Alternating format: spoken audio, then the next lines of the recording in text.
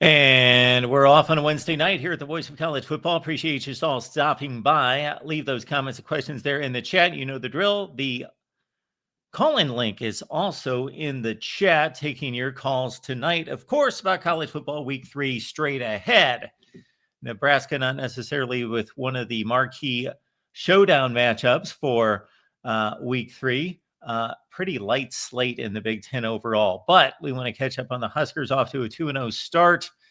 We got Adam Carricker dropping by, breaking down Nebraska football for us. Of course, Adam, 8 years in the NFL, first-round NFL draft pick, and a legend there in Lincoln. Adam, how you doing? I'm good. How are you? What do you mean it's not a big-time slate? We're playing Houston Christian. It is Houston Christian. That's right. Houston. Oh, yeah. Not Texans, not Houston Christian, HCU. Yeah. Well, there was also the Akron game last week. So maybe in former Nebraska teams of the last 7 or 8 years, it's that string's kind of growing, even though they broke that bowl streak last year and got the bowl win. A lot of those Akron type games would have still been easy wins, but not 68 zip. And we saw the Matt Rule speech at halftime that went viral in terms of, let's be a big time program and put the foot on the jugular and do it the way it's supposed to be done here. So just your thoughts about maybe a different Nebraska this year? Yeah, we'll have to see what happens. It was interesting because you play Cincinnati the first game of the year. Cincinnati had a rough couple of years. Now they're going into year 3 under their head coach, Scott Satterfield. You don't cover the spread. You don't win by double digits. It's a little bit closer than you would have liked as a Husker fan, but you come out with a win. For me, I was surprised we weren't favored by more. I was surprised we didn't win by double digits, but I said going in, we have a lot of new. 3 new coordinators, about 1 million new players. They've got a whole lot of new. And it's the first game of the year. You don't have NFL preseason. I was like, at the end of the day, I just want to win the game. And that's what we did. And we found a way to win a game in a way that we would have typically found a way to lose a game in that type of game. Then you go out against Akron, and it's 68-0.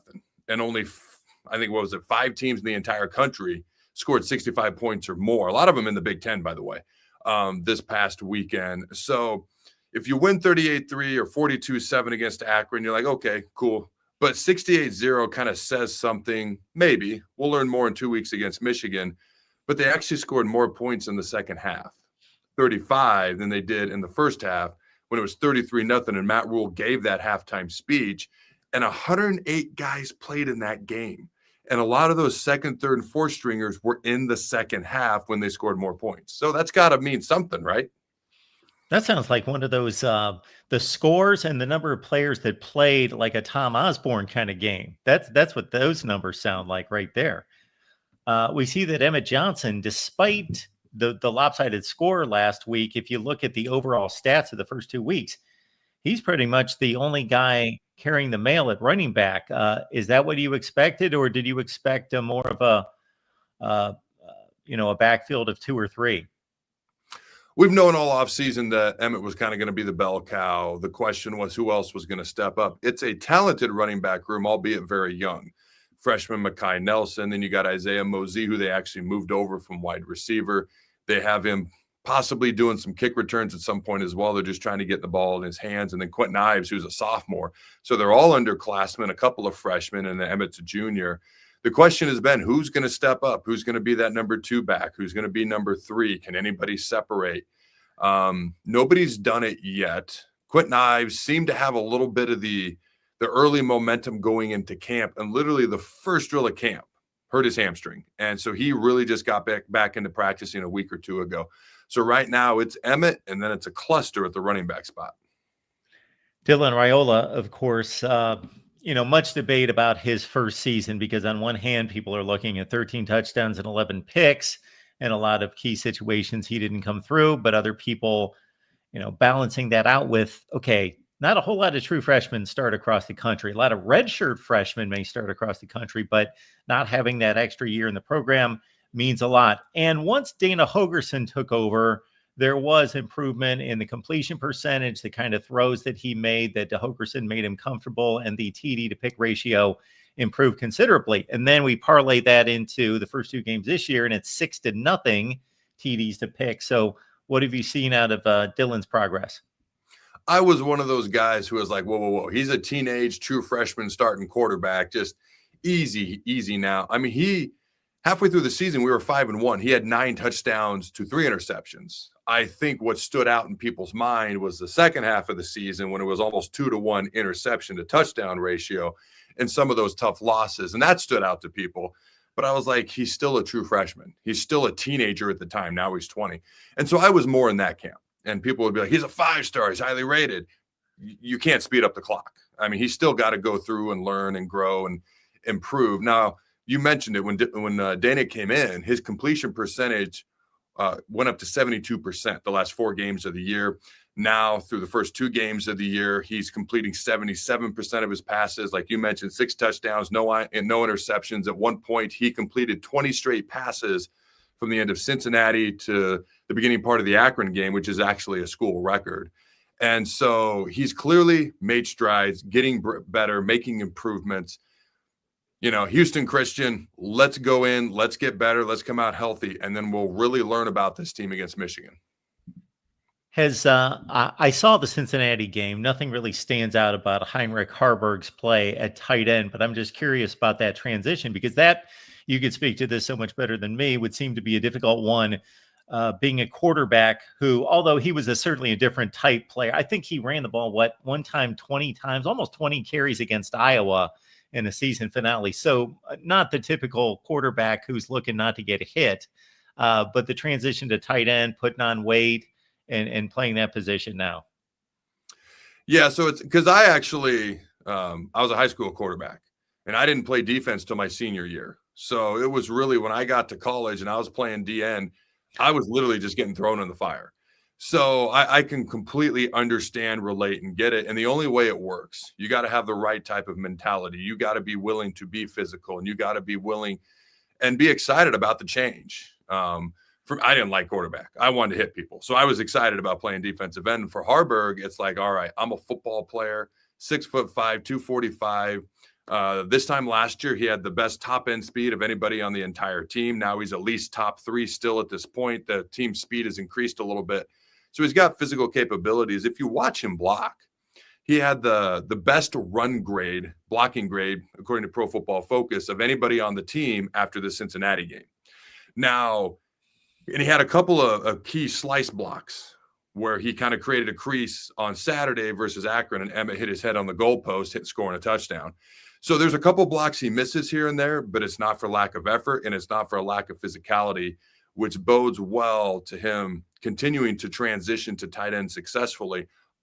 I want to see the dude with the ball in his hands in space. Like, that's what I want to see. I remember watching him run over defenders, but then away from defenders when he was running the option as a quarterback. Let's get the ball to the guy in space and see what he can do with that. We appreciate you all being here at the Voice of College Football. We go live with you every night, 10 p.m. Eastern Time, post-game on those Thursday and Friday shows. Got Adam Carricker here, 93.7 The Ticket, Carricker Chronicles. What's the best way to find your content? We will certainly post, Adam, your Twitter/X handle. Yeah, so kind of my website is all-encompassing, carrickerchronicles.com. We've got all the shows that I do, from The Ticket to the Carricker Chronicles to my Twitter posts come up there. They're not always on time. We're working on that. So if you want to follow me on the social medias, it's X, Facebook, TikTok, and then obviously the Carricker Chronicles is on YouTube. That's where my show directly goes to, as you see the set behind me. Of course, folks, we appreciate you calling. We got about 3 callers lined up, but we're going to talk Nebraska football for a few more minutes with Adam. We've got some Alabama football talk coming as well. Tony White takes off for Florida State, takes the defensive line coach with him. There were concerns there. Again, I watched the Cincinnati game. I confess, did not see one play of the Akron game. I think you understand that one, that programming decision on my part. So just your thoughts about the defense coming along. So we have a lot of youth on the defense. The entire starting defensive line is gone.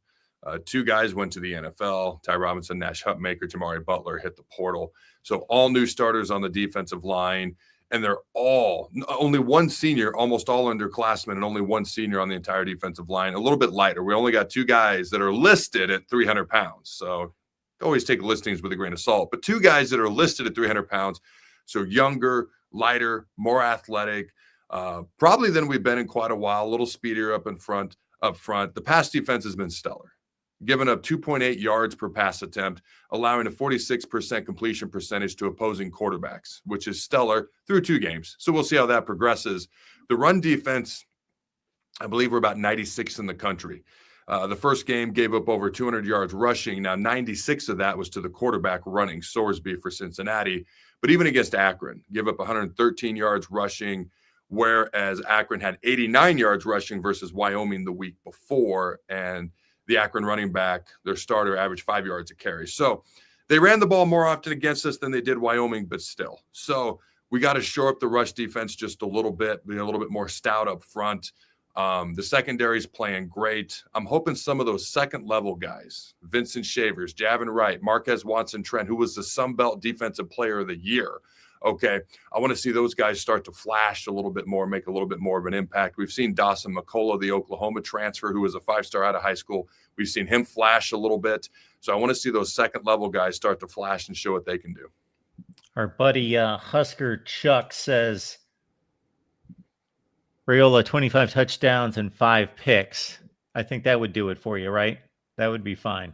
I think that would thrill Husker fans. My goal for him before the season wasn't like Heisman Trophy or All-American. I was like, let's make the appropriate steps to get better that you should from year 1 to year 2.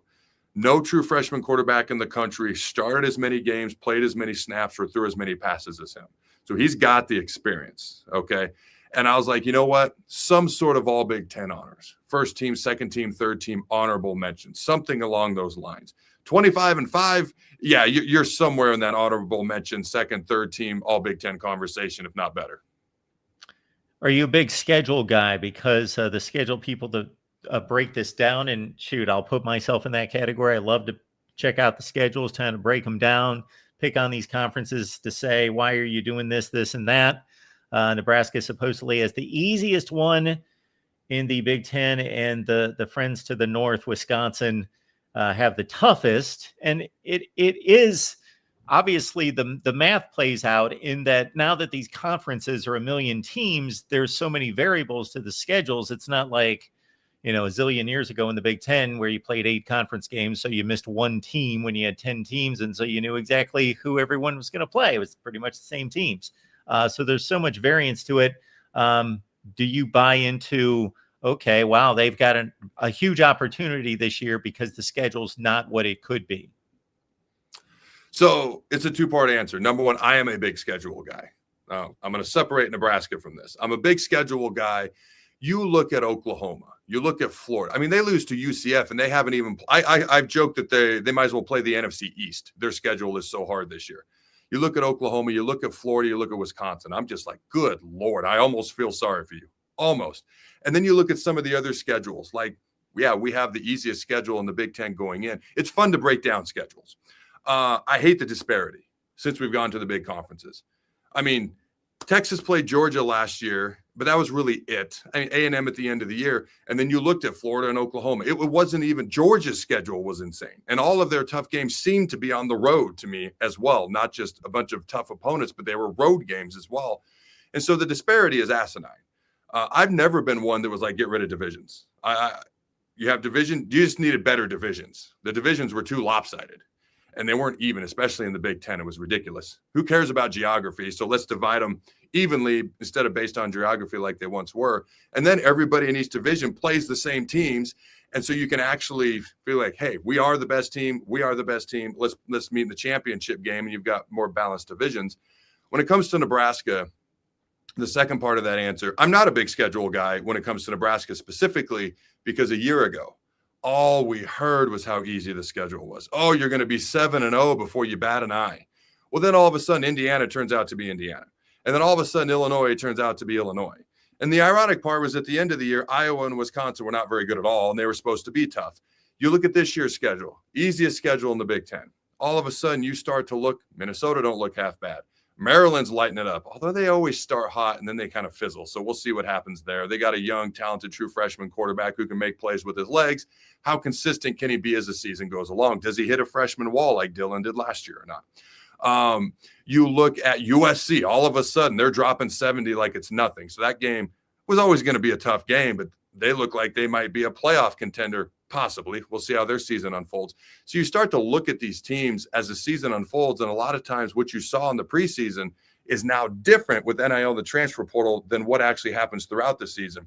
So as a whole, I'm a big schedule guy because I love it. When it comes to Nebraska, I don't want to hear it because you don't know what team's actually going to show up because they change so much from year to year. Just go play who's in front of you and go find a way to win games. I don't want to hear excuses, at least more of the games. So I know who to call on to debate schedules or maybe agree on schedules because I love carving through schedules. I got a couple notes for you. You can steal these if you want to, Adam. Okay. Hit me about 6 or 7 years ago and looking at preseason publications. I would look at these preseason publications and then I would look at last year's standings and think, these publications, for as good as they are, and they're fun to get, Street and Smiths, Athlons, all of them, they don't take any risks in terms of they're not trying to foresee who is the Indiana of this year, who's the Vanderbilt of they're basically just staying in line.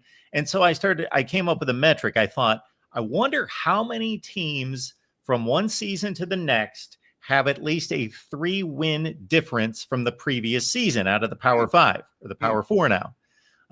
Because I would look at the magazines and I would think they only have 4 teams that are gonna, and they were always the obvious, Colorado gets Dion and they're gonna take a leap from 1-11, that kind of thing. So I started counting this every year, and again, the major magazines would only have 4 or 5 teams. Do you know how many teams out of the Power 4 conferences, 70 teams, we had go from, let's say 6-6 to 9-3, or 5-7 to 2-10, or 8-4, from 2023 to 2024 out of the 70? I have no idea, but I am definitely going to use whatever you tell me later. It sounds interesting. So it's typically in the 18 to 22 range. It's usually about 25%. Wow. Last year was 29 teams.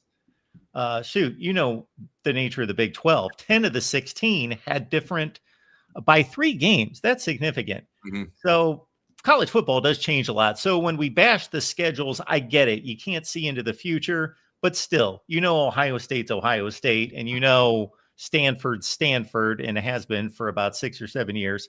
And just to add to your Oklahoma-Texas comparison, so they were coming out of the Big 12, both of them, into the SEC. I looked at their schedules, and any college football fan could look at the schedule and be like, wow, these are a lot different. Well, I did the math, and Oklahoma was playing an SEC schedule that had a 65 winning percentage from the previous season.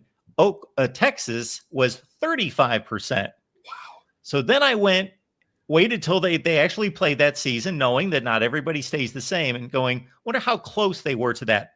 They were almost dead on. Oklahoma played a 650 percentage SEC season last year, and the Texas schedule was 35% winning percentage. That's crazy to me. It shouldn't happen.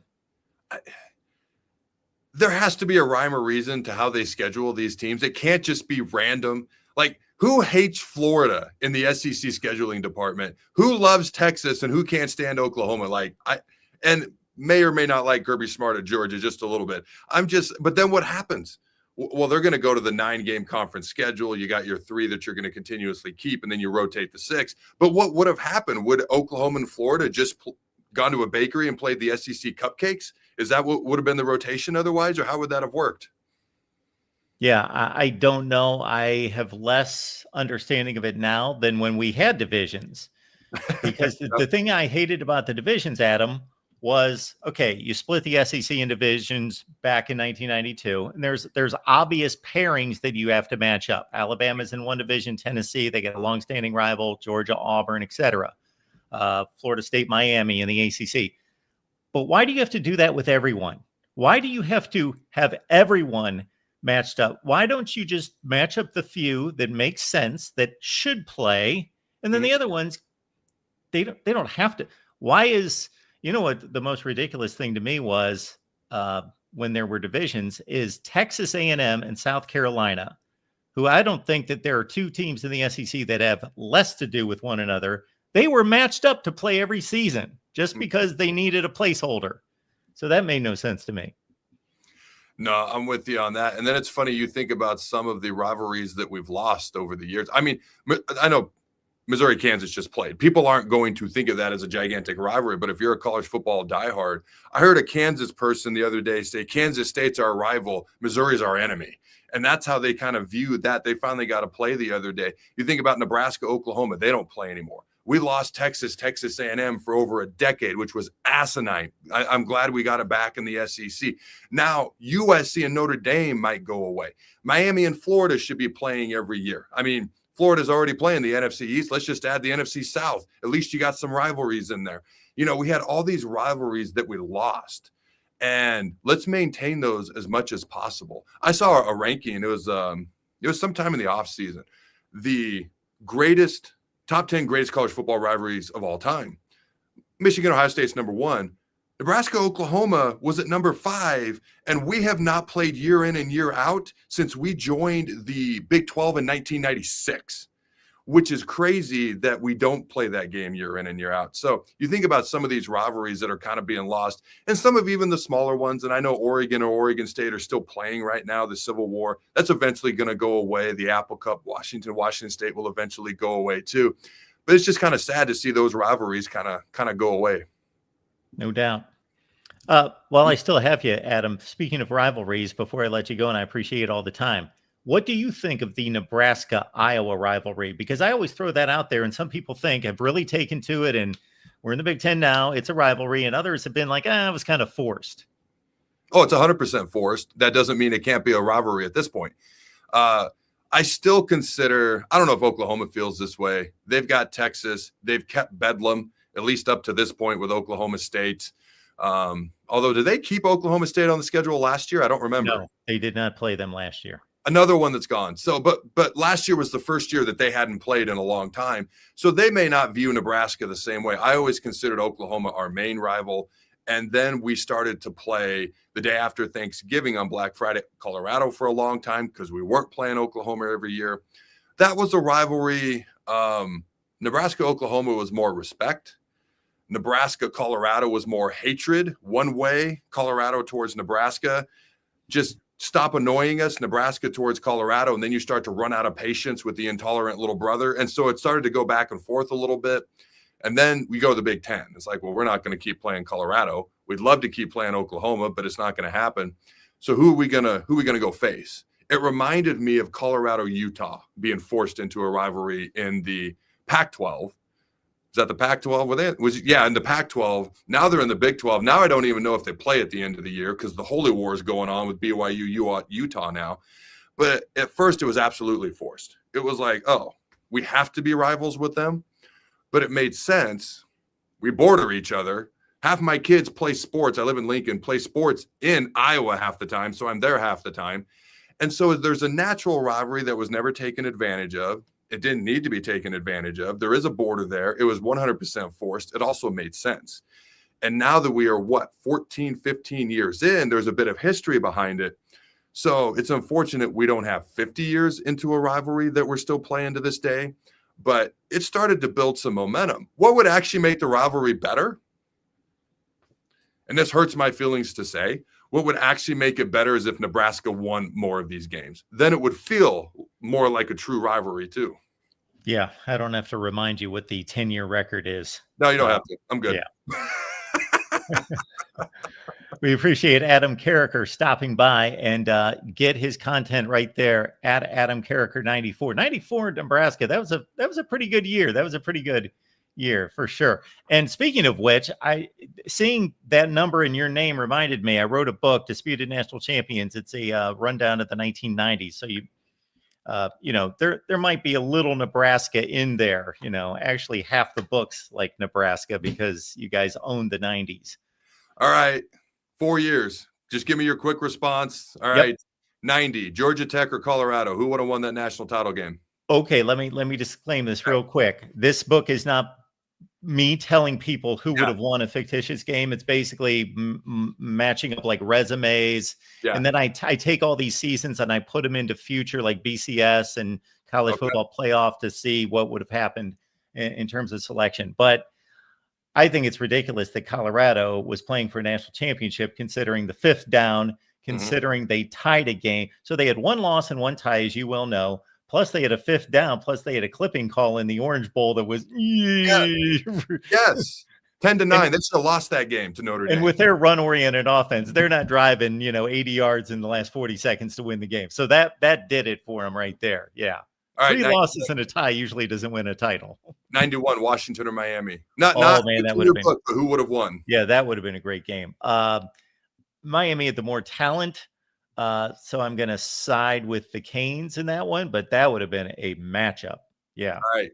We have an undisputed national title from 94, but technically Penn State, I guess, was undefeated. Nebraska or Penn State, 94? Well, Nebraska had the more complete team. Penn State was basically a passing offense with a great running back in John Carter. So I do believe that Penn State should hang a banner and say, we did all we could do. We should split a national championship.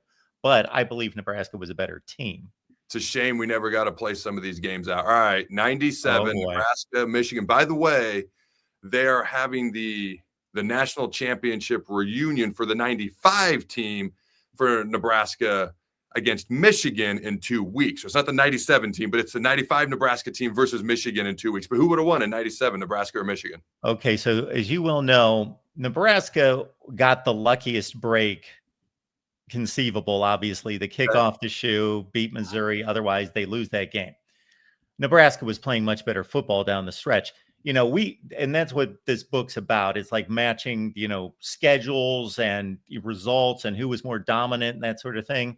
And that would have been a great game. But Nebraska was playing so much better football. They just annihilated Texas A&M in the Big 12 championship game. And then, of course, had a rout of maybe the next best team in the country, Tennessee, while Michigan kind of limped home, barely beat Ohio State. And obviously, Ryan Leaf's throwing the ball in the end zone to win the game at the Rose Bowl. So Nebraska was just so much more dominant at the end. But I think the resumes across the entire season is very close. So I grew up 2 hours from Pullman, Washington. I still have Washington State friends that are fans of Wazoo. They still maintain there's 2 seconds left on that Rose Bowl clock. I got balloons going off. That's awesome. But they maintain that game never ended. Last two, because we have a true national champion in 92. All right. Alabama curb stomps Gino Toretta, Miami. But 93, Florida State loses to Notre Dame. We'll disregard that Nebraska got hosed against Florida State in the Orange Bowl. But Florida State, same record as Notre Dame. Notre Dame wins the head-to-head, but Florida State is claimed the national champions, not Notre Dame. What gives? What does give there? I think that, as you well know, taking it from the Nebraska side, Tom Osborne had so many close calls, and of course the Orange Bowl a decade earlier, and Bobby Bowden was kind of in that group too, where people were just rooting for him to win a national championship, Bobby, because nobody expected he was going to coach for 18 more years. And I think there was some sentiment there. I think people disclaimed that Florida State was playing on the road against Notre Dame, number one, and that Notre Dame, the cachet of losing to Boston College, which even today when that game's brought up, people are like, Boston College, they suck. No, go back. They were 9-3. They finished 13th in the country. They were a pretty good football team. It wasn't like this lousy loss. Yeah. No, I completely go with the head-to-head there. I believe Notre Dame got ripped off. The 90s is such an interesting decade. Yeah. I'm going to bring up one more. We have an undisputed national champ, but Florida State had to play Florida again. Okay, 1 versus 3, because 2 versus 4 was Arizona State, Ohio State in the Rose Bowl, and they were locked into the Rose Bowl. Florida State beats Florida in the regular season, has to play them again 1 versus 3, and Florida just curb stomps them.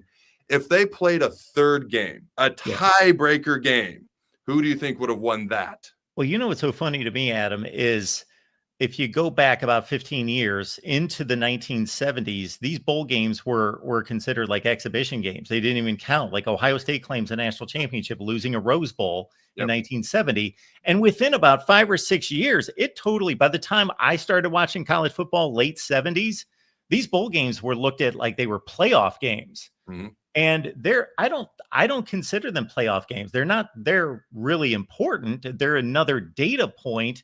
But why does Florida State get completely eliminated from any kind of consideration from splitting 2 games with Florida? It's just another data point. It's bowl game. It's not a playoff game. Yep. I think I've said this since 1996. They got hosed. They and didn't Ohio, even finish second. and Florida, Ohio State should have a share. I actually have 3 national champions myself. all 3 of them. Okay. Ohio State That's right. went 11-1 and beat the number 2 team in the country in the Rose Bowl. Won the Big Ten, beat the Pac-10 champs. That's a fair point. All right, if they all 3 play it off, who wins? If they all 3 if they play it off, I do think that Florida showed us something in the rematch in the Sugar Bowl, just laying waste to them. Think about this one, and then I'll let you go. 98. Obviously, Tennessee's undefeated, even though they walked a tight wire. They're undefeated. There were 6 teams that had 1 loss. Yep. And that was just always my argument for a playoff. Just, who do you choose? Like, I'm not saying Florida State wasn't the second best team in the country, but I'm saying Ohio State and Wisconsin and on down the line. 6 teams with 1 loss. So how do you fairly determine a national champion that way?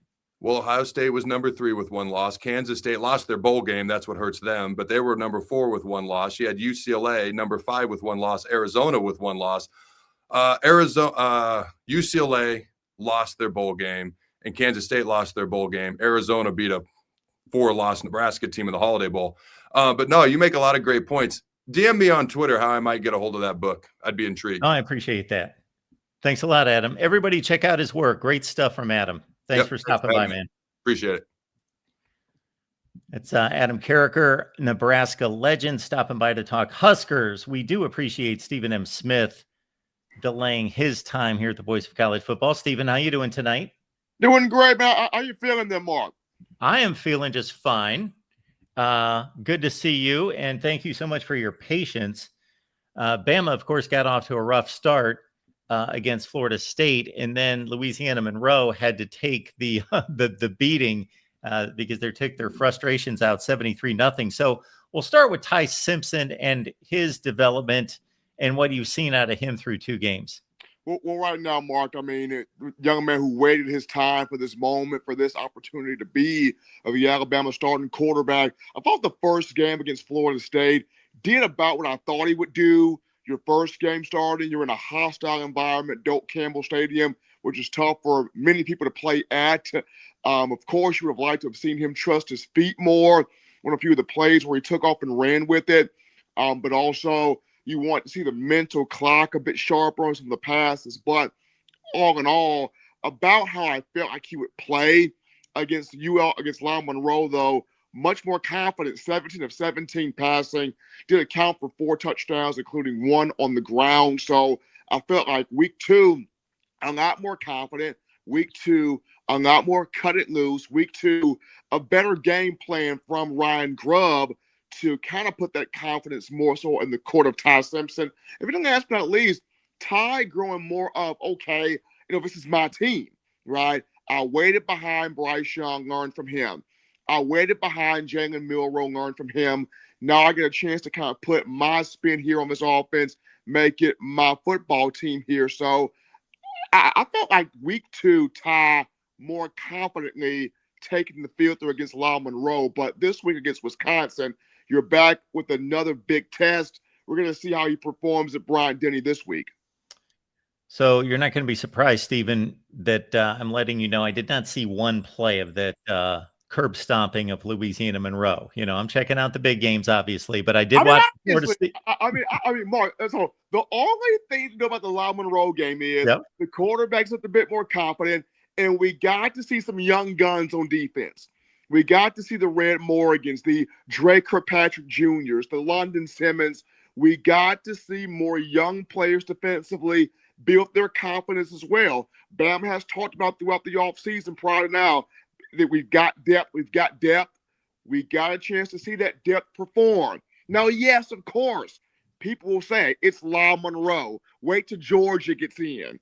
Wait till these bigger teams get in. And then we'll see what this depth truly is. But We got a taste of some of these young players. That was a good thing. So my next question, in talking about not what really transpired against Louisiana Monroe, but just looking at a stat sheet and then trying to put that together with Florida State, is what can we make of this running back rotation? Well, right now, I look at this. I'm impressed with Kevin Riley. I saw him out of high school, Mark. Came from Tuscaloosa County High School, just north of Tuscaloosa. And he was committed to the Miami Hurricanes for a long time. He flipped late in that 2024 cycle to Alabama.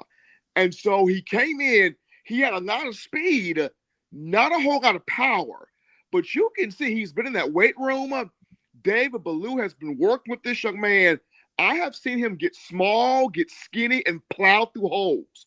And I'm like, okay, this was power I didn't see from that young man in high school.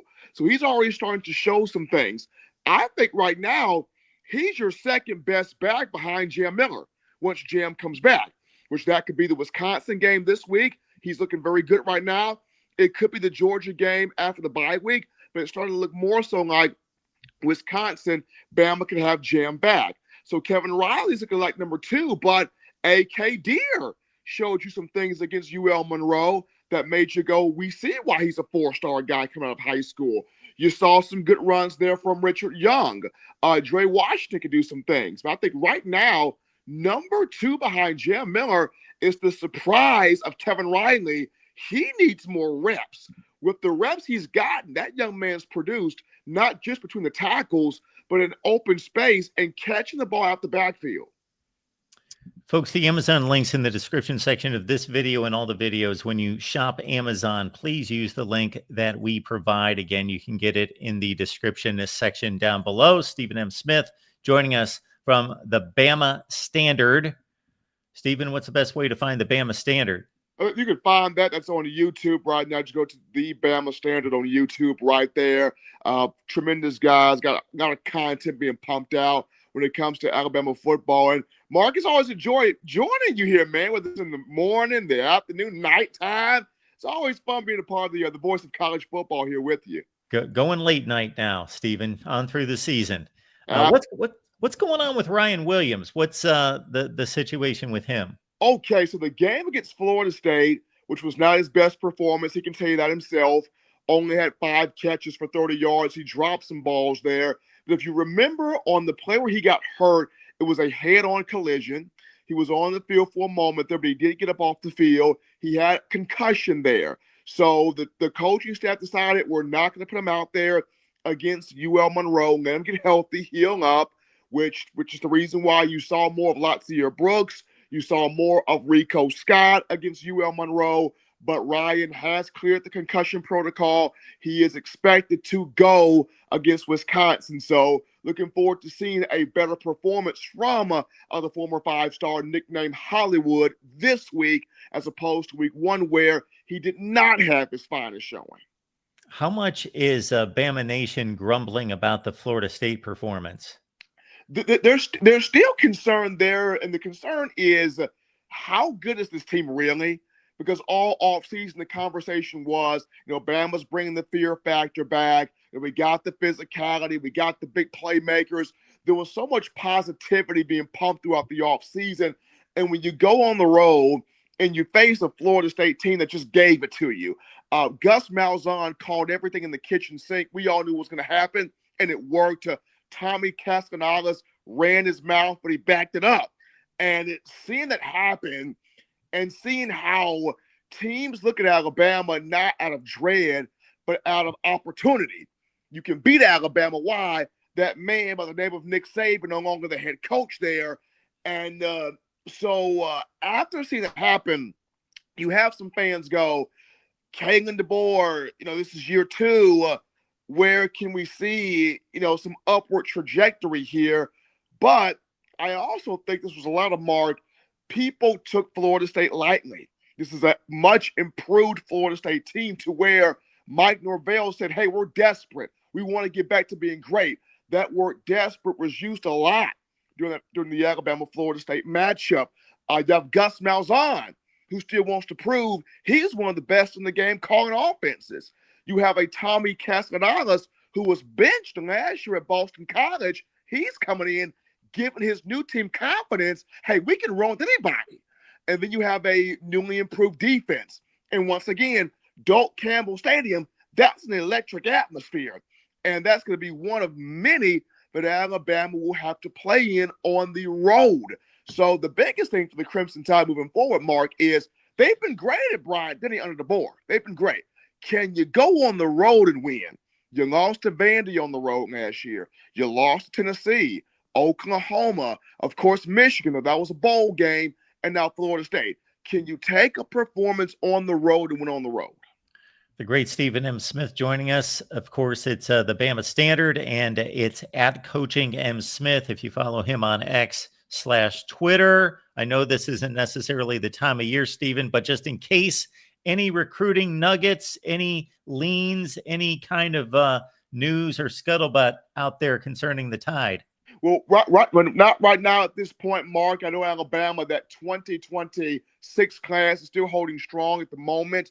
For the Crimson Tide, they're getting more guys on campus there in terms of visitors. But right now, nothing big has come out as of late. I know Alabama, the coaching staff still pursuing the likes of young men that committed to Oregon from Mobile. Alabama, they're still trying to recruit him at that linebacker position there. I had the name in my mind and it just left. I hate that right there. But the young man from Mobile, highly talented, gifted linebacker, he committed to Oregon. Dan Landon and that staff up there. Bama is still trying to get him flipped back on board to the Crimson Tide. But aside from him, there's nothing big that has come out now as of late. The main thing here is being able to take care of Wisconsin and then prepare for Georgia on the 27th. Because that's the game where you're going to really see where is Alabama. If there was ever a moment where Kirby Smart could break the mental block when it comes to Alabama, this would be his moment to kind of do that. So we're going to see on the 27th, is this the moment where Kirby gets that big win, to have his second big win over Alabama to put with the championship win that he got over Coach Saban? Or does Kagan DeBoer go between the hedges and get a win in Athens on September 27th? And would that be one Anthony Tank Jones that you're thinking That about? is him. Tank Jones is the one. Right now, Cedarian Morgan and Xavier Crowell, both of those two in-state kids, they're trying to get Tank back on board right now. Oregon's got the edge with, of course, the Nike money, Phil Knight. You've got Dan Landon. You've got Tosh Lapoy over there. But Alabama's still in pursuit of trying to get Tank Jones put back here in terms of getting that guy back in state to turn back home here. Stephen, you've been joining us for 10 plus years, and I don't know that I can recall you ever forgetting a name. You keep a list of Rolodex that's about as long as anybody's. I'm just saying. So, but they're trying to get Tank back on board here. The main thing is taking care of Wisconsin this week, getting the bye, get guys rested up, healed up, and then prepare for Georgia on the 27th, because at that point, you're in the meat of your schedule. You got games on the road that you're going to have to take care of. It's Stephen M. Smith, the Bama Standard. It's right here on YouTube. Stephen, we always appreciate you stopping by. Good to see you, sir. Absolutely, Bart. You take care over there. All right. Stephen M. Smith, we appreciate all you callers and your patience. Let's knock them out. DeAndre stopping by. DeAndre, what's going on tonight? How you doing, Mark? Can you hear me? I am doing great. And every time I see your name or see that you're coming on, I think betting. And this is reminding me that I've got to get my betting slips out to Steve Days and Corey Brada and Matt Zemek so they can do their picks for this week. Now, Mark, I just heard you talk about national champions. Yes. I'm not saying I gave you the idea, but I should get a little bit of credit because I was always coming on your show talking about different stuff about history, and you were like, "Yeah, I love to sit up here and talk to you." And but we got to move on and talk to the game and stuff like that. In all season, I always was coming up stuff to come by and talk to you Well, about. absolutely. Yeah, but but no, I wouldn't mind buying the book to support you too. I always try to support. Um, Hey, Mark, I'm not gonna hold you up long, but I do got a statement, and I saw your video on Charlie Kirk, and I know who he is. I saw him come up there, but I would like to say this as an American, as people of the world, period, not just Americans. We got more in common than we do apart. Me and you ain't never met in person, but I think we've been talking for at least 7, 8 years, if not longer. If we ever met at a place, I don't think that we would have an issue with each other. I don't think religion, um, politics would even come up in the conversation with me and you. If we were next door neighbors, we'd probably have a long talk. We got a lot more in common. We both fathers. We both are very educated people. And I saw on social media after the man got shot. It's sad because he had kids and a family that loved him. He had followers that loved him.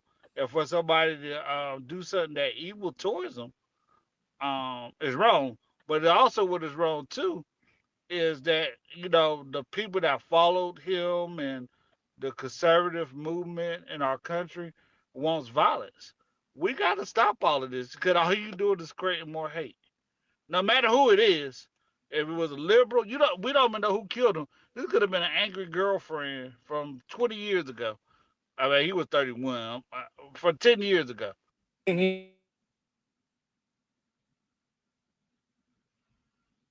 DeAndre, you still with us?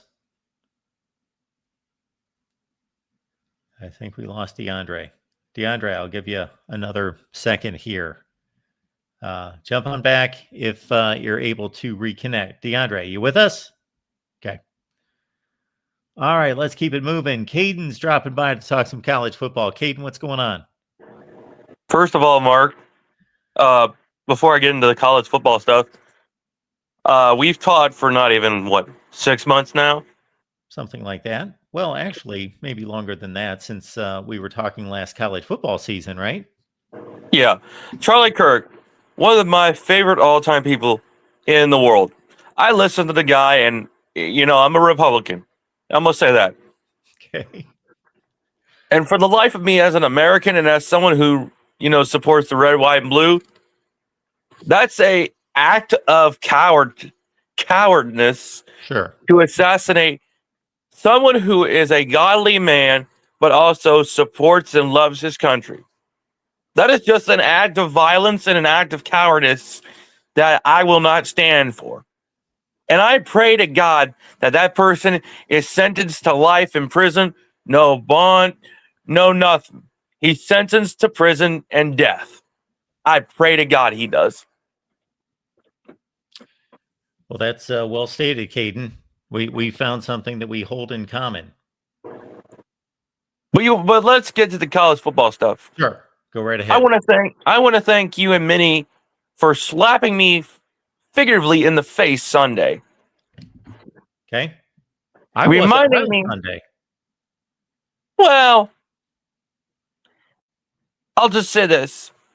You need to realize what I said about even till last season after we won the national championship.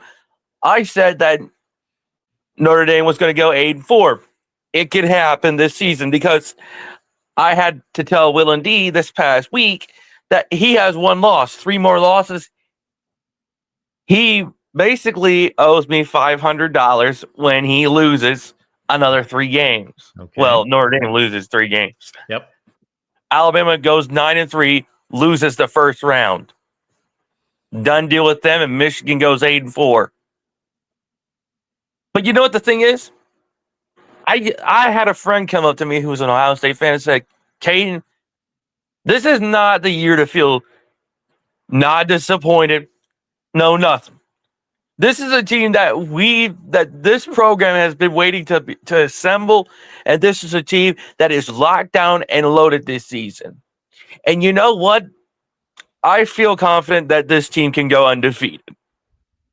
Blaze through the schedule like it's nothing, win the Big Ten title, and then win us a national championship again. Why? Because we have the weapons, we have the coaching staff, and we have the talent. The main things. Those are the three main things I told people, and a friend of mine just told me that yesterday. You know, I said that specific friend. I said, thank you for reminding me that we're the team that's about to possibly go back to back national champions. And I'll say this right now: if Ryan Day goes to 3 national championships right now and wins them, you know what? He's probably going to be up in the record books with Saban winning 6 national championships. Heck, he might be the first coach to win 7 national championships.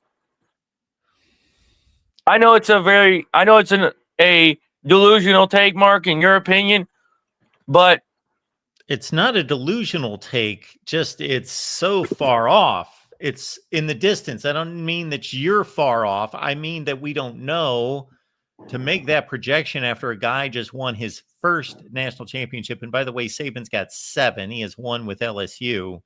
That you're forecasting, you're already out to 6 more national championships after the guys won 1. So I'm not saying it's not going to happen. I'm just saying that we're a ways away if it ever happens. Mark, you may be right. We might be ways away. Well, I'm not going to be right or wrong because I'm not making any kind of But here's my I'm thing, just Mark. saying you're really going out there. Yeah. But here's my thing. I have the confidence, and I know that with this coaching staff, Matt Patricia's defensive coordinator, with the entire defensive coaching staff, that this could be this is the era of Ohio State's reign of dominance in college football. Coach Day, reigns, this reign is for a decade, 15 years, 13 years. As long as the Alabama Crimson Tide have dominated the SEC and the world college football, Coach Saban. But you know what? If it is, you know what? You'll be hearing a lot more buoyancy and maybe a little more arrogance from me. But you know what? I don't care if anybody says they hate me for being as arrogant as I'm going to be, because I won't apologize to anyone, because guess what? Ohio State rules the world of college football. We will win more national championships. And I mean, no one is stopping Ohio State from taking national championships. Not one, 6 national championships with Coach Day. And I don't care what fan base you are, Nebraska, USC, anyone who dares step up to Ohio State, I guarantee you they'll be put down, because that's how confident I am in this team. And as a teacher of mine who I think if I had to guess correctly, or if I'm wrong, you're probably related to Mr. Rogers or Fred Rogers, specifically an old rival of Fred Rogers, Ian McDermott. Ian McDermott always says, everything is proceeding as I have foreseen. Well, I have foreseen the reign of dominance and the reign of destruction for Ohio State's defense. So you know what? If it's befitting that the words of my teacher, Ian McDermott, fit in this very moment that I'm speaking to you, because it's just going to feel sweeter. We win a national championship. We beat Alabama at home and then on the road. You know what? And then I'm going to see Jackson Johnson crying on Twitter saying they should have lost to Ohio State 56-7 with excuses. Oh my gosh. I'll tell you, this is the era that's going to be the sweetest to me. And, I think Buckeye fans just don't realize it, but I'm the first that kind of foresees the future of this. All right, Caden. We get the forecast. Thanks for But stopping you know by. what? I'll leave it to this, Mark. Yes. Go Bucks, and welcome to Ohio State's reign of domination in college football, good sir. All right. Very good. So there's certainly nothing wrong with anything that Caden said. It could happen. We don't know. It's a little outrageous. 6 national championships, so forth and so on. We know 1, and we know to go from 1 to 6 is a leap. And again, I am on record as not saying that Ryan Day cannot win at 6 national championships, but he needs to win number 2. And also, once the rhetoric just gets repetitive over and over, and it's just basically the same thing. I could have stated what Caden did in about 12 seconds and been done. All right, here we go. Let's keep going here. The voice of college football. We got Keith stopping by. Keith, how are you?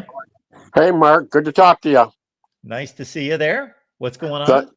The only problem with Caden's plan is you got to play Michigan last game of the year every year. Well, that wasn't an issue last year. Well, not the last game of the year, but the last game of the regular season. Sure. Yeah. And what if Michigan would have gotten the playoffs? Would that have been a problem for Ohio State? I don't know. Michigan needs to get to the playoffs. Yes, we do.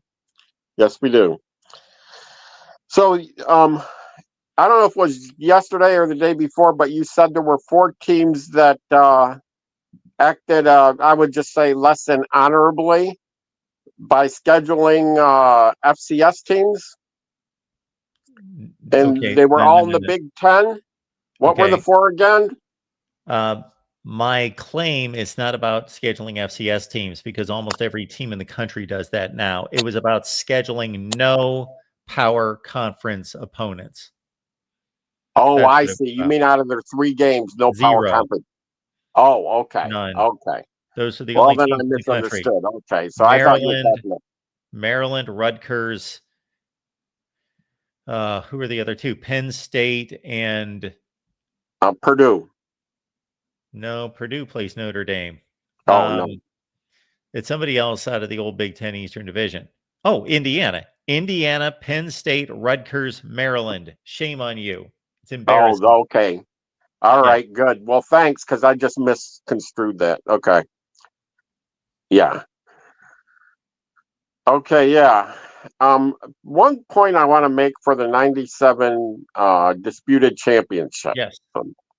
is I believe you told me that Scott Frost that year had 4 touchdown touchdown passes and 5 interceptions. Is that correct? That sounds about right. I can look it up right now just to verify. It sounds something close to that. I mean, this was when you released your book a few years ago. You said something to that, and there were more discussion, or sometime in the last few years you had that, and you were the one that reminded me of that. I remembered that 97, that awful statistic they had, but when you said it a few years ago, it reminded me. 5 touchdowns, 4 interceptions. Okay, 5 and 4. Okay. Would it be fair to say that Nebraska was a one-dimensional offense? Yes. Yeah. And so if Michigan loaded 8-9 guys in the box for the whole game, and we had Charles Woodson in the backfield that could cover anybody that had to be out there. Do you think Nebraska really was a stronger team than us? So you're going off what I just stated to our Nebraska guest, Adam Carricker. That's correct. Yes. That asked me to make a call on the game. So again, Yeah. The point of my book is for me, it is not for me to be beating people over the head, telling them who would have won some fictitious game. That's not what I'm doing in this book.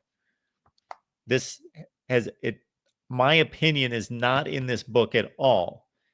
However, when asked, yes, I'm saying that Nebraska was playing better football against, I don't know who would have won the game. I think anyone is a complete imbecile who says they know who would have won a game between like opponents. Now, if you ask me what would have happened last year if Ohio State would have played Akron, yeah, I think we can all agree who would have won that game. But I'm talking about great football teams. You can have an opinion. I don't have any issue with anyone having an opinion. And this is kind of ironic with all the football knowledge out there, that I have yet to come across a Michigan fan who believes Nebraska would have won, and I have yet to come across a Nebraska fan that believes Michigan would have won. Do you think that there is any slight bias there at all? I admit, yeah, I admit there's bias, but to me, playing a one-dimensional offense. Now, you think Tennessee would have thought that too. And I don't remember the game. I don't remember if they had 8-9 men in the box in the Tennessee bowl game Yes. that Nebraska played. Yes, which was probably the best team that either one of them played, period. Agreed. If you match the two teams in the bowl game, and this reflects my bias or my neutrality, Yep. my objectivity, Nebraska clearly had a better performance in the two bowl games. Clearly. Yes. A dominant data point for Nebraska in that. Yes, but I think the dominant data point that would matter, and I would think this for anybody. The one-dimensional offense, you got to admit, is the easiest thing in the world to stop in college football. Maybe some opponents of Navy and Army, when they've been good through the years, would argue with you. But I get your point. You're right. There is predictability to it. But let's not make the Michigan offense of 1997 out to be Dan Marino and the 84 Dolphins. Michigan, I just checked it. Brian Greasy threw for 2,000 yards. Scott Frost threw for 1,200 yards. Okay. Yeah, there's a difference there. But and what were the rushing totals for those two teams? yes, this is probably a conversation for another night, for an off-season debate. But I'm not going to go through all the statistics here. I just looked up those two particular players. I'm guessing that Nebraska ran for substantially more yardage. Not that Michigan didn't run the ball well. That's not what I'm saying. This is how I've laid it out, Keith. This is, again, my opinion, but it's based in logic, facts, statistics, etc.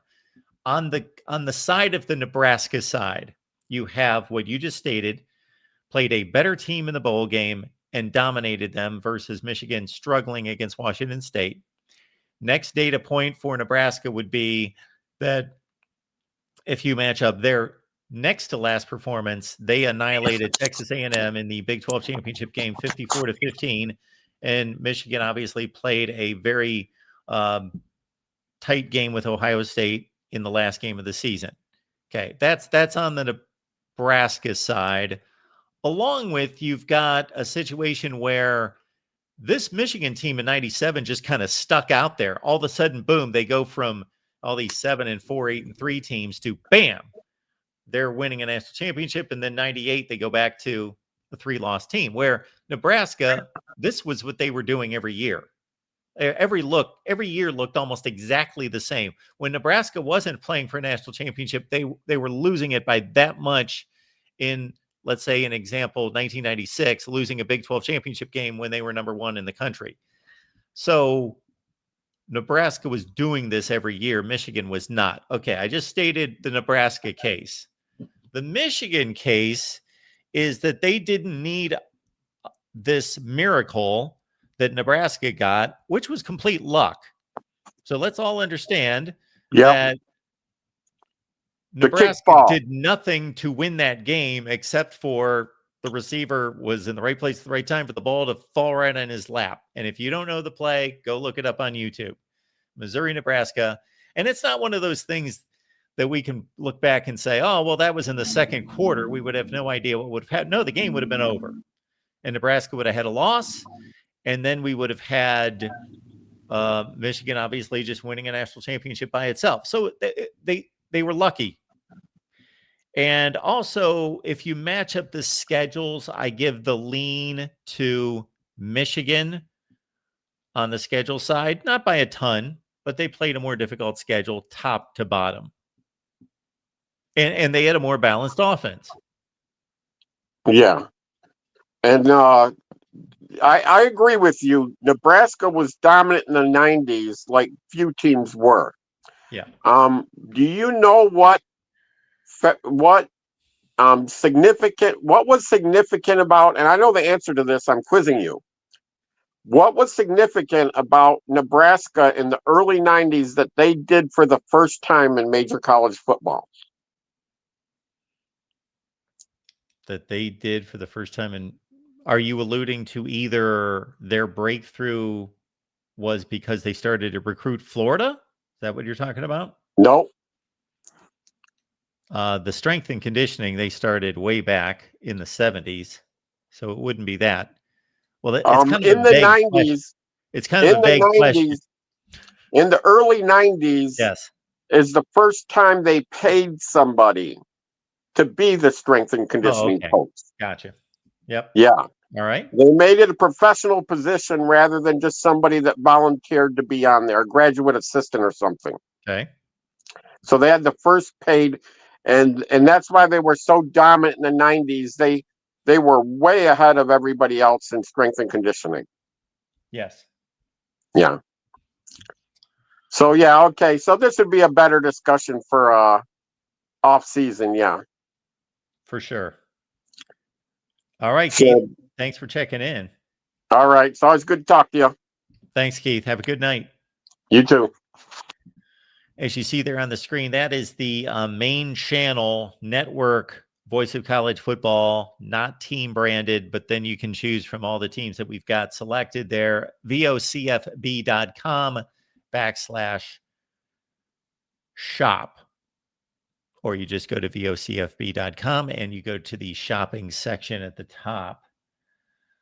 We've got Hall of Fame Trey stopping by. Hey, how are you doing? How are you doing, Mr. Mark? Doing well. I've been watching your channel for the last couple of years. And sometimes you was on SG1 Sports, right? Yes. That's how I found you, and you're great. You got good analysis. Thank you.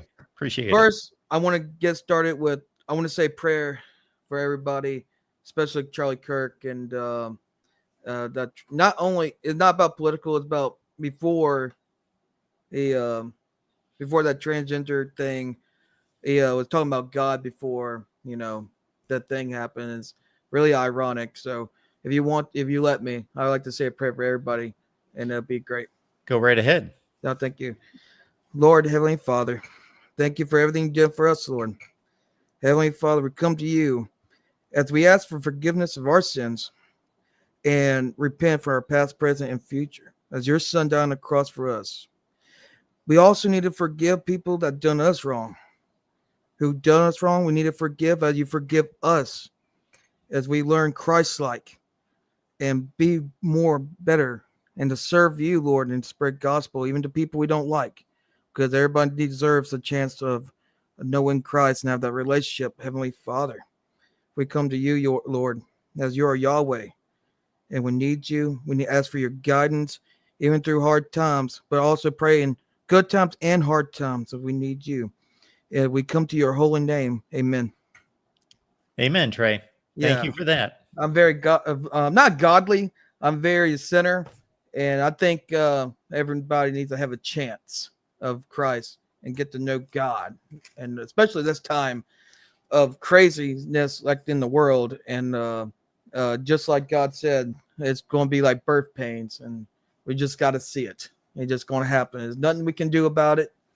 Even though as bad as it sounds, we just got to deal with it. It was already planned, and we just go through it. All right. So I want to talk about Florida, and I appreciate you letting me do that. Absolutely. Thank you. So Billy Napier, I don't know what's going on with him. It seemed like the last 3 years he gets up on the podium and he says, well, we kind of fixed it. We kind of didn't fix it. And we're doing the same thing. Like, we got a good team. I promise we got a good team. And then he does the same shit almost every week. Even winning, he does the same shit. And I'm getting tired of it. DJ Lagway, he's not ready to go. I understand what DJ's doing. He's been rusty. and he just started to get some playing time and practice at the same time. That's how much he missed it. And you got Jaden Ball. How about you give Jaden Ball the ball more? He's really good. Everybody wants to talk about DJ Lagway. Jaden Ball is like really, really good. He really helped us out. When I first seen him was versus Kentucky last year. And he ran almost 200, 300 yards? That guy was a monster. We need to feed him the ball more and stop putting so much pressure on DJ Lagway. Once he get his legs under him, then we start passing. I think the game versus LSU will help. I think we will surprise LSU. People don't think that. I think everybody's counting the Florida Gators out. It won't be Billy Napier winning the game. I think the players are going to be inspired. They're going to rally the troops themselves and make the best out of this mess of Billy Napier have done. You can't make chicken salad with chicken shit, but you can at least try to do something else. And I think they're going to have inspired football. Do you think that? So you're saying basically the two things I got out of all of that. Okay. Well, a few things here is that Billy Napier is not doing a great job coaching. One reason is he's relying too much on DJ Lagway and not the run game. Yes. And then number 3, you do think that they're going to turn this around and be inspired. Yes, I don't think it was Billy Napier. I don't know if he thinks that or anybody besides the Gators think that. Everybody, I don't know, but it seems like everybody wants to say, "Oh, Billy Napier turned this whole thing around when he faced LSU last time." I don't think he was. I just think the players were inspired. They were in dire straits of 4-5, and all of a sudden, they ripped out 3 straight games of winning in top 15 teams. Well, top 25 teams. I think Ole Miss was like 9 last year at the end.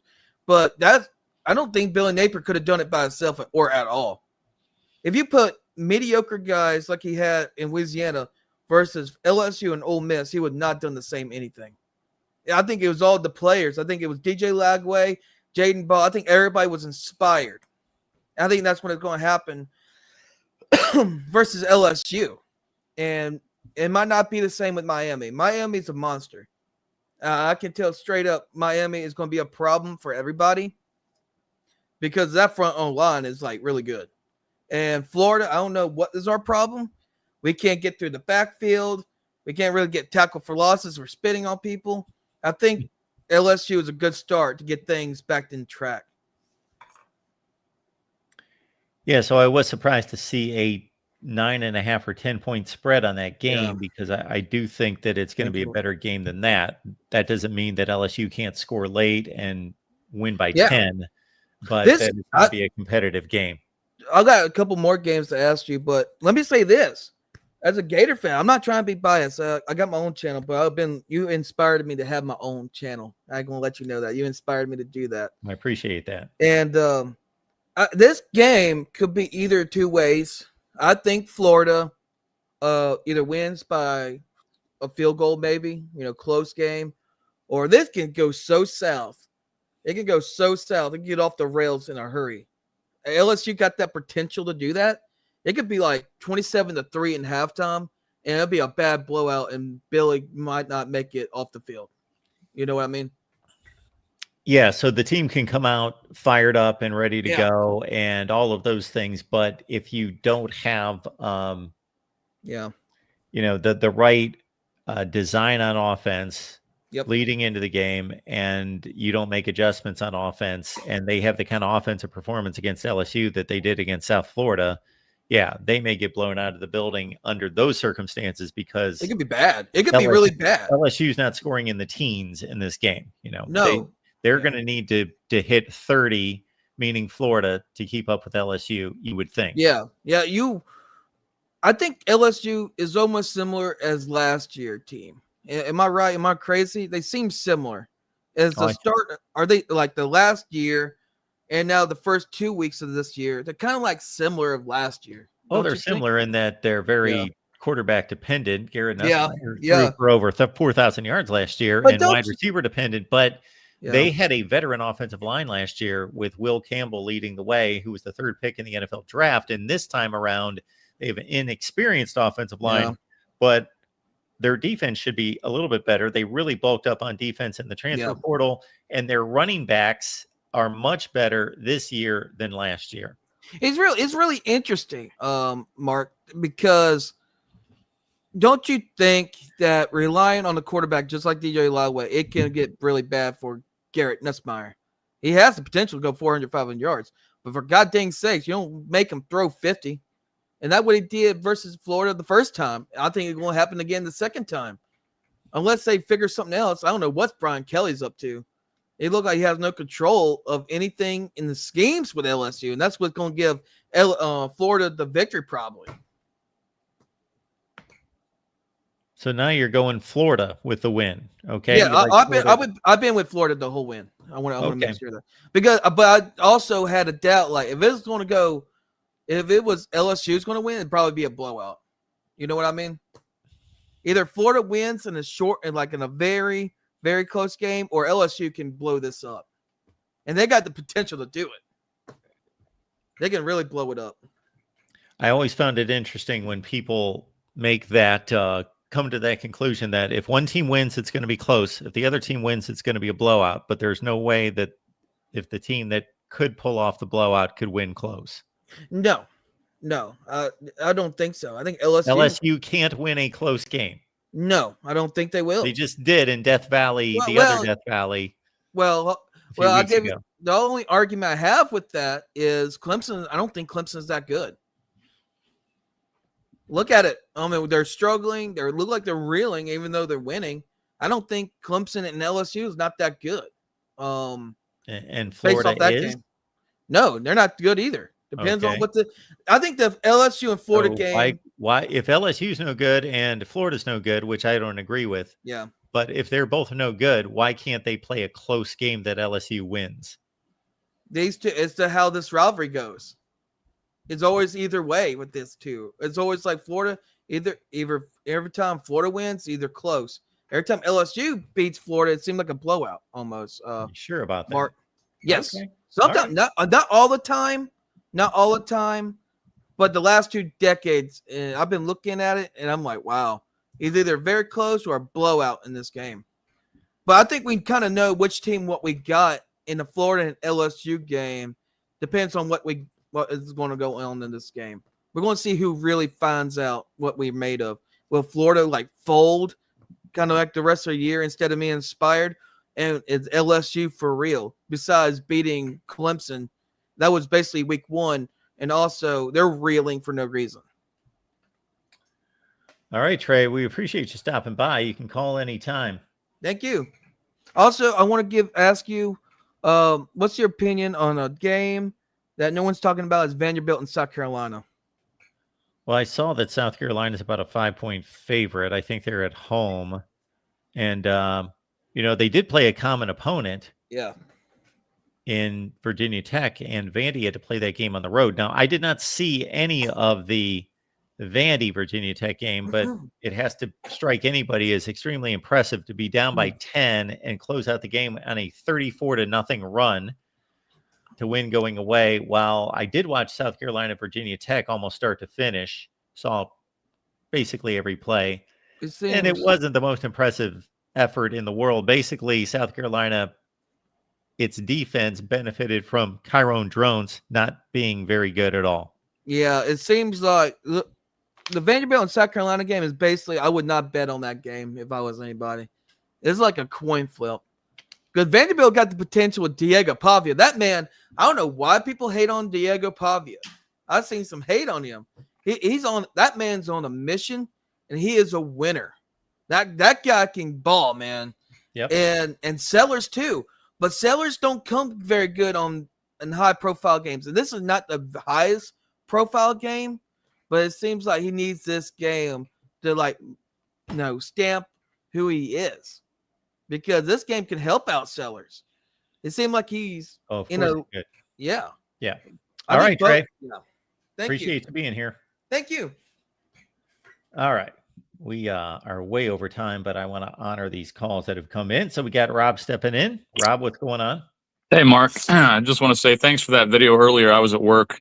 I would have loved to have joined in and chimed in with something at the time, but thanks for doing that. I think it's good to address something like that. And I know sometimes you take a hit on the channel for for saying certain things. It's going to turn off certain people, but that was a horrific event that happened, and my prayers are with the Kirk family and all that. And horrible stuff. But I just want to say for DeReal real quick, because he asked me a question in chat. I don't hate Brian Kelly. In fact, I'm as far as Notre Dame fans go, I think I'm probably one of the more lenient Brian Kelly, people from Notre Dame. Like I respect what he did for the program, because if you remember, before Brian Kelly took the job, we were in the dark days of Tyrone Willingham and Charlie Weiss and Bob Davie, and they took the program into a horrible recruiting stretch, horrible winning stretch, just really like plunge the program into the dark ages. And Brian Kelly was able to kind of bring Notre Dame back to relevance and put them on a national stage, get them to a championship where they got boat raced by a really good Alabama team, obviously. But he at least brought us back to winning and being relevant and got a recruiting up again. So I'll always respect Brian Kelly for that. I don't love the way he left the program, but I mean, he did the same thing to Cincinnati. So it wasn't surprising to me that happened. But yeah, I think, I respect Brian Kelly. I don't hate LSU because of Brian Kelly. I would like to see an LSU versus Notre Dame matchup sometime in the playoffs. I think that'd be hilarious. But yeah, that's just one of the answer to DeReal there. Then my question for you, Mark, is what is the game you're most excited for coming up in week 3? Besides, obviously, well, I don't know if you're probably not that excited about Ohio State versus Ohio anyways. Well, I'll say, just to add to something that you're talking about with the bowl games, with the diminishing popularity and interest in bowl games, you touched upon something that ironically DeReal MVP has called in about, we've talked about, and I'm not laying claim to originating this idea at all, because I did not. I've heard it elsewhere and I couldn't tell you when. But again, I think it came to me from someone else via DeReal MVP saying, now that we've got this situation, this declining popularity in bowl games, why don't we look for those kind of matchups instead of these bowl ties that go to conferences that used to make sense in the past, to say that, okay, the 4th place team in the Big Ten has to play the 4th place team in the SEC, etc. No, you look for, you know what? Let's get Notre Dame and LSU together. They both missed the playoff. Let's put them together. Let's put USC and Oklahoma together. Lincoln Riley against Brent Venn. Look for those kind of matchups that would be more interesting. All right. Week 3. The week 3 slate in the Big Ten is atrocious. It's horrible. Yeah. Bunch of unwatchable games just constantly. And it starts with 2 games on Friday night, UCLA and New Mexico, and Indiana and Indiana State. That's the doubleheader on the Big Ten Network. Yeah. So if you want to stay up till 2:00 in the morning watching UCLA and New Mexico, go right ahead. So nothing in the Big Ten. Ironically, the best Group of 5 team by far that's playing a Big Ten team is Ohio. But if they were playing somebody else, then we might have a game, but probably not against Ohio State. So the game that I would want to see, I'm trying to think. We got South Carolina and Vandy. We've got Notre Dame, Texas A&M. We've got Clemson, Georgia Tech.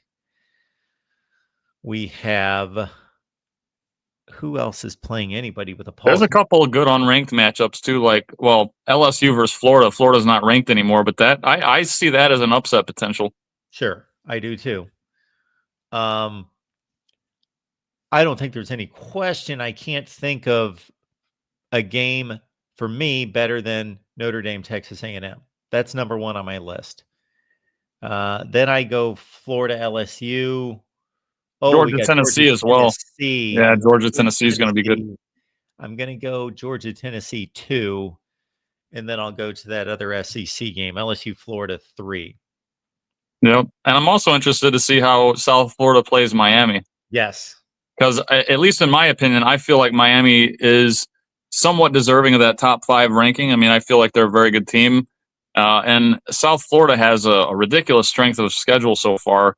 And, the fact that they beat Florida the way they did. I mean, yeah, it was some miscoaching on Billy Napier's part too, but they should be able to put up some kind of fight. I don't think they're going to win, but I just want to see what that game looks like.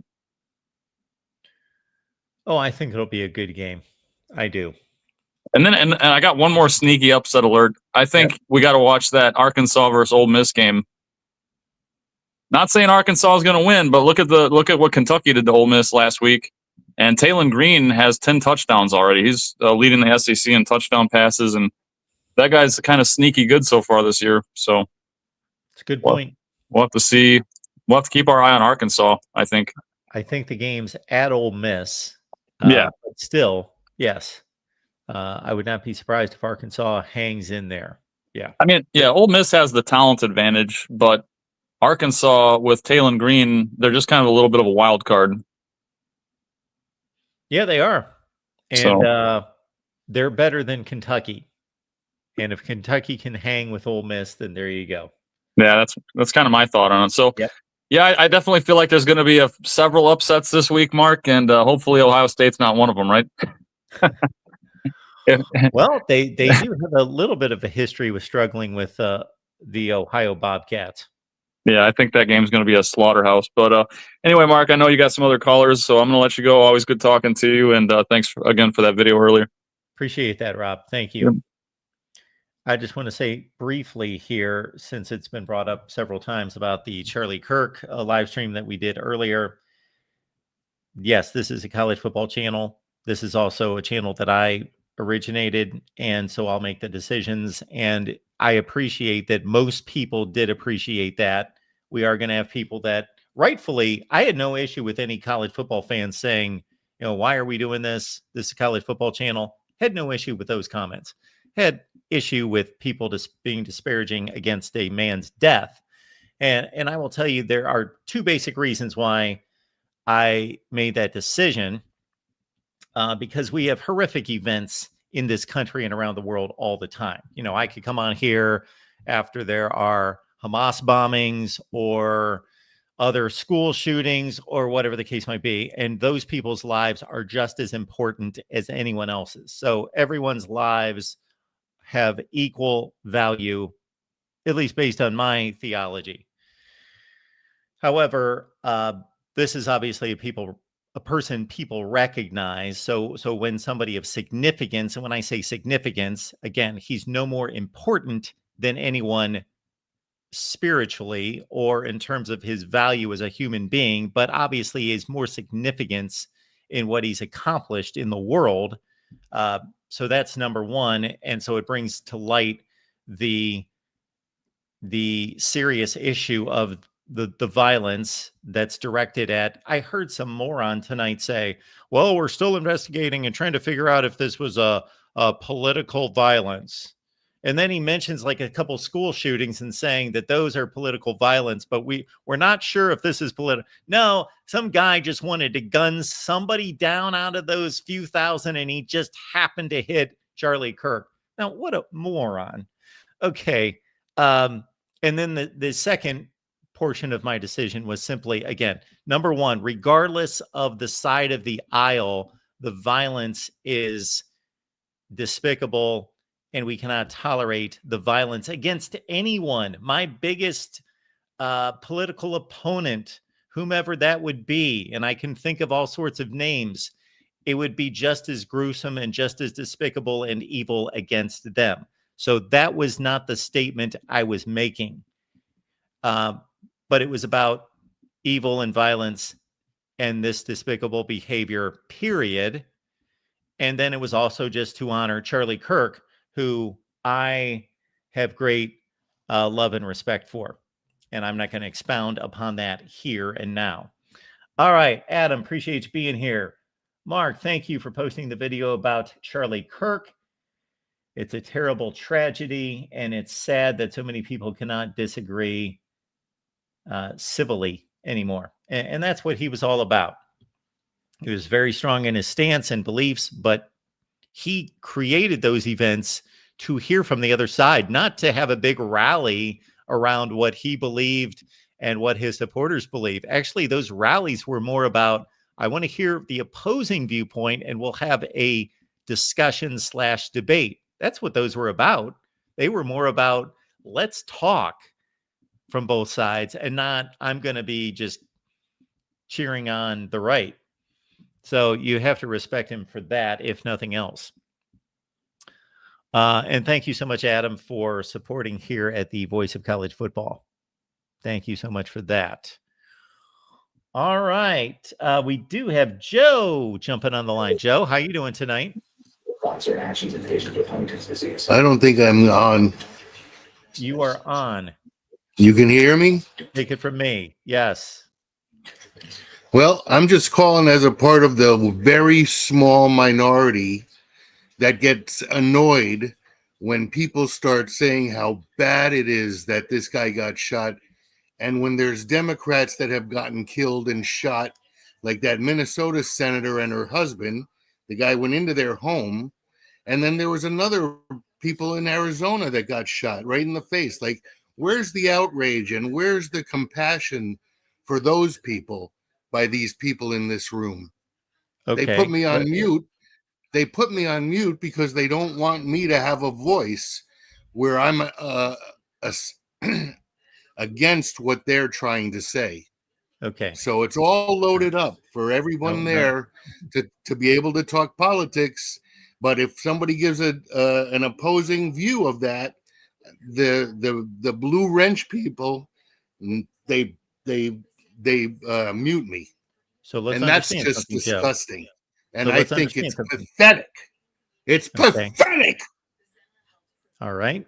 Are we going to have a discussion about this, or I guess You can, but I'm telling you, Mark, they make me so angry because they gang up, and it's like if you're not a Midwestern jamoke, you get no say in your chats. Okay. Are we talking about on a regular basis, or are we talking about just today? First of all, the last few times I've come here, the last two I got muted and kicked out for saying what? And we talk for football all the defending time. myself. I never started.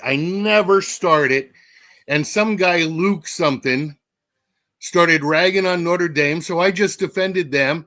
And then he started ragging on me, and so I defended myself. And then all of a sudden, everyone else is jumping in. Like, just because I go back harder, they get me and kick me out. And it's like, you know what, Mark? I talk to you, and I try and be reasonable and talk Notre Dame football, Ohio State football, anybody's football. And I know as much as anybody. And when I get in this room, I get muted. Okay. Well, I'm not aware of that. So again, I'm taking your vantage point on this. And so I'm apologizing, although there are typically two sides to any story. So let's for a second put aside what happened today, because obviously that's not what I do. That's not a regular component here.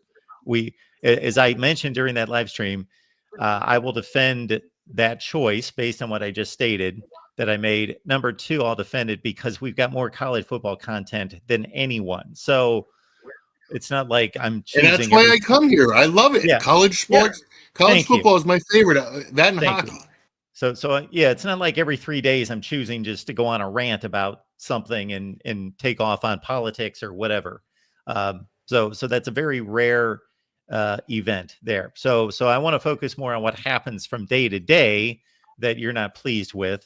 And so you come in to talk some Notre Dame football or whomever, and you're saying that people are muting you. Yeah, that's why I came on tonight, because they muted me and I couldn't talk to you or them about it because they put that mute on, and it was DeReal that did it. And he did that to me last time. Or somebody, no, Michael, that Huffer hog boy or something, muted me the last time I was here. Okay. But I mean, like, you know, Mark, when you start talking politics in a football room, I'm going to respond because there's so many on the other side and nobody speaks up on the others, on the blue side. Well, and I'm true blue, through and through. Got you. And I So know you're red, and it's yeah. okay. I can still talk with you because you're. And that's very nice that you put that to the side to come talk college football, because I've been seeing you for years. So obviously I know as soon as I see your name that you're here and you've been here and supported. So I appreciate that. Some people can't do that. Anytime my stance on social issues has come out at other times, some people have ditched me. So I get it, fine.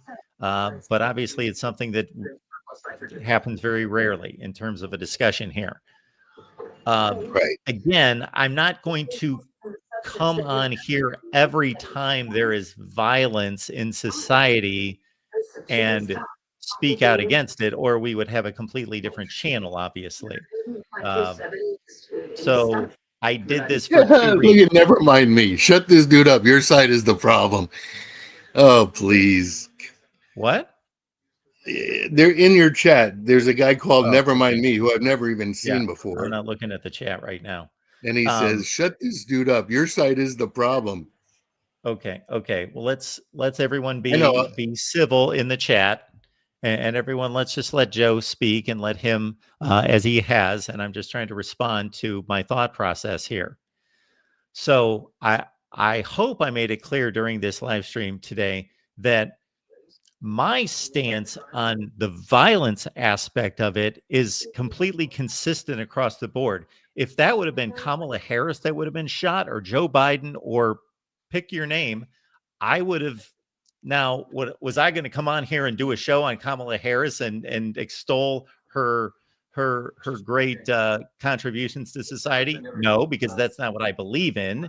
That's not my stance. But in terms of her value as a human being and her value as somebody that should not be violated or attacked, I completely agree on that side that the violence is just as despicable, just as evil, just as horrific on both sides and targeted at anyone.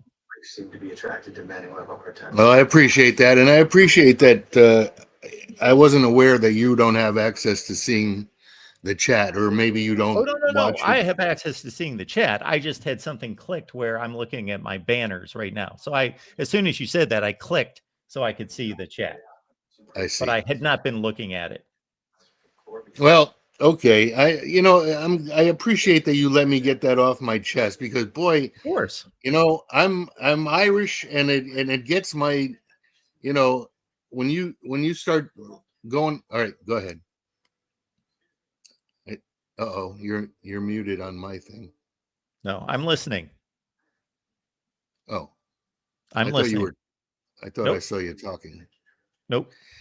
Well, that's what I was just going to say. It's like, when I see so much to the one side, and the moment I try and voice my opinion from the other side, they mute me. It's like they all band together and they have this blue wrench meanie, these blue meanies that are coming after me, and I get muted and I get frustrated. And it's like, really, I'd prefer to talk football with you. And I don't give a crap most of the time about what they all say, because I know with Notre Dame, you love her, you hate them. And so there's, probably 80% that hate Notre Dame. And I'm okay with that, because I've been like that my whole life. It's like I've been a fan my whole life. So I'm used to it. And it doesn't bother me as long as you can back it up with facts and not just spew hatred about it. So I didn't see the chat. Obviously, I responded to a lot of the comments in the chat, but in regards to once it started to get heated in the chat, I didn't see anything that you're talking about right now. I did delete a few people, because here is my stance. A man just died. So either there were the people that were supporters of Charlie Kirk that are going to make complimentary statements about him, or if you opposed him, didn't agree with him, or didn't care one way or the other, maybe knew nothing about him, then you should, if you're going to be in the chat, you should either just be honoring him as a person, just like you would anybody else, or be decrying the evil and the despicable nature of the violence. I don't think it's a time to come in and say, well, where are you guys when a Democrat gets shot or a Democrat gets attacked? Like, I don't think that that's the time and place to be Well, doing I that. will tell you, if I brought that up back in June when that Minnesota House Speaker woman Yeah, and her husband were killed by a politically motivated assassinator. His name is sure. Luther Bolter. He was disguised himself as a policeman. Yes. If I brought that up in your chat, I would have been immediately shot down. Well, Like, this isn't the place for politics, and don't I go no, spewing I your understand what you're politics saying. on us. And But when would you have brought that up?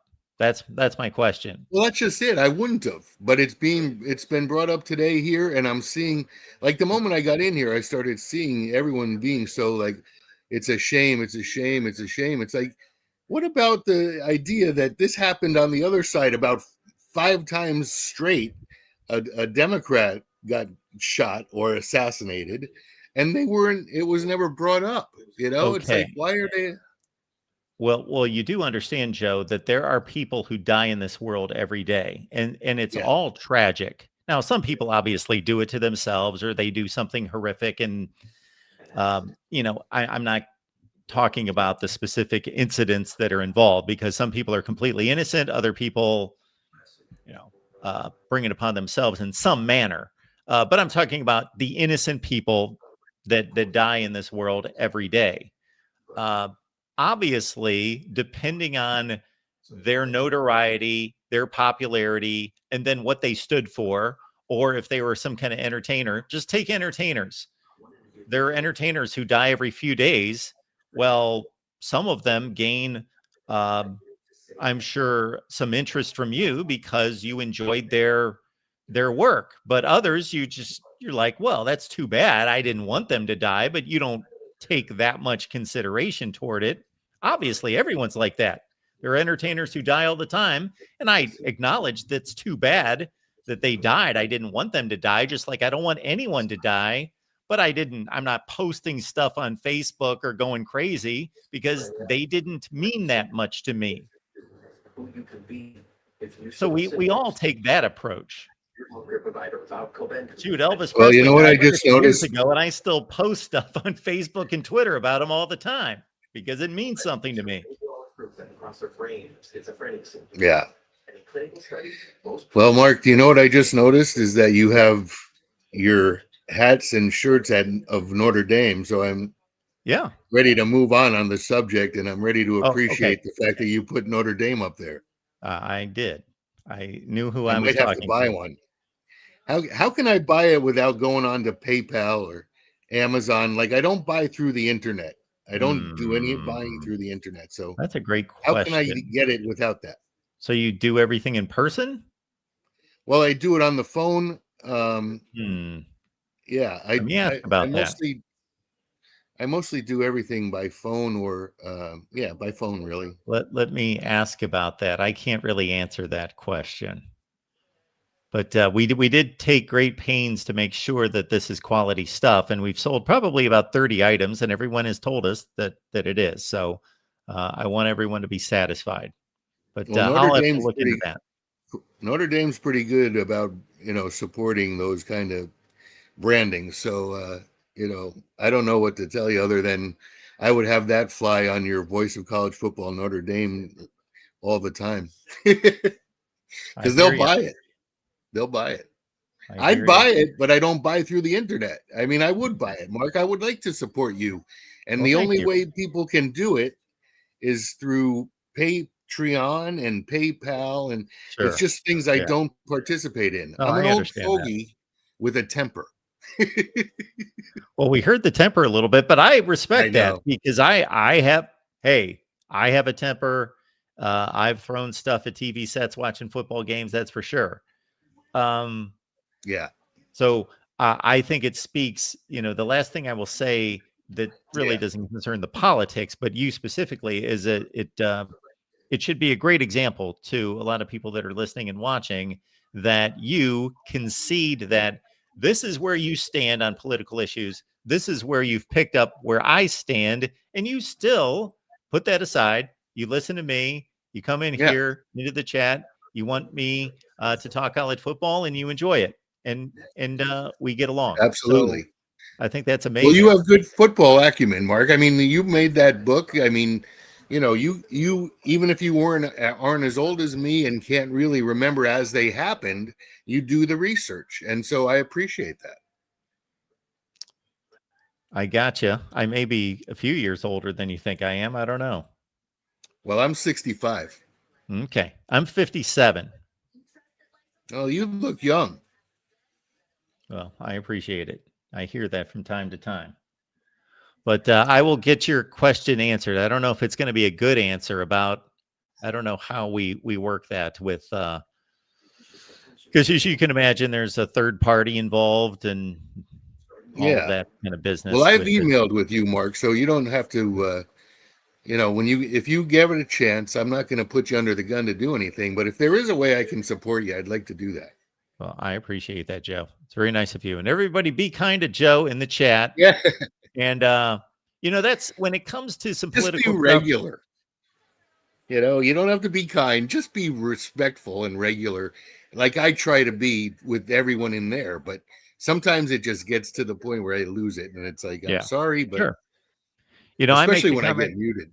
I make the comment from time to time, and it makes no sense. It's an oxymoron unless you understand sports, that I say trash talk. We encourage trash talk, but do it respectfully, which kind of doesn't make sense. But I think most people get it. They should get what that means in sports.